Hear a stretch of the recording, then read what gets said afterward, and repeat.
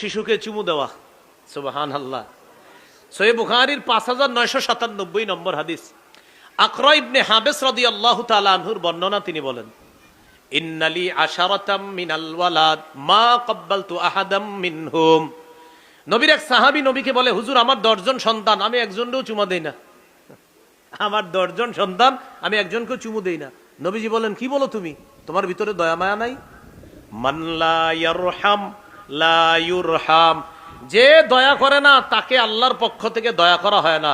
তুমি যদি তোমার সন্তানকে চুমু না দাও, মায়া না করো, তোমাকে তো মায়া করা হবে না। শিশুকে চুমা দিবা, তোমার সন্তানকে তুমি আদর করবা, তাহলে আল্লাহ তোমাকে দয়া করবে, মায়া করবে। 25 নম্বর, খাবার যখন খাবেন শিশুকে অগ্রাধিকার দেওয়া। একটা ফল খাইতেছেন, একটা ভালো জিনিস খাইতেছেন, শিশুরে একটু দিয়ে নিবেন, পরে আপনি খাইবেন। ও যদি পুরাটা খায়ালায় খায়ালা, ও যদি পুরাটা খেয়ে ফেলতে পারে খেয়ে ফেলুক, আপনারা দরকার নাই। আর যদি না কিছু খায়া আপনারা দেয়, আলহামদুলিল্লাহ।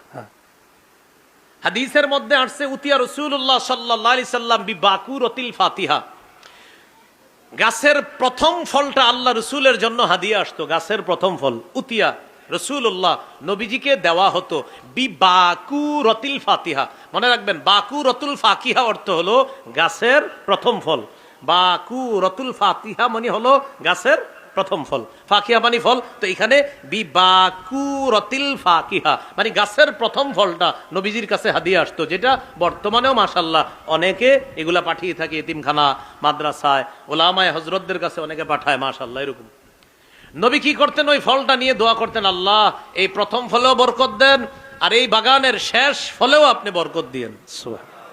এটা বলার পর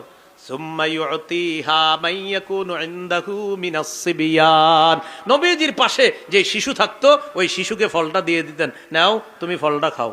সুবহানাল্লাহ।